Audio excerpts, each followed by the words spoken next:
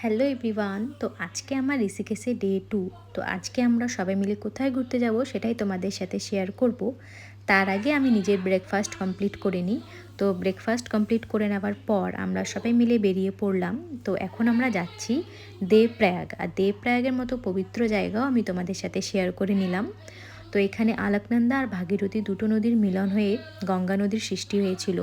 আর আমরা প্রথমে ওপর থেকেই দেখছিলাম এত সুন্দর ভিউ, যে সত্যি পুরো মনটাই খুশি হয়ে গেছিলো এত সুন্দর একটা জায়গা দেখে। তোমরাও এখানে এসো, খুবই সুন্দর জায়গা।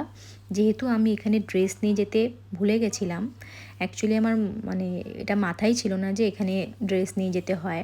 তো আমি তো এখানে স্নান করতে পারিনি, আমার বাবা মা সবাই স্নান করেছিল। আর এখানে দেখো এত বড় বড় মাছ, এখানটা তোমরা যদি ভালো করে দেখবে তাহলে দেখতে পাবে।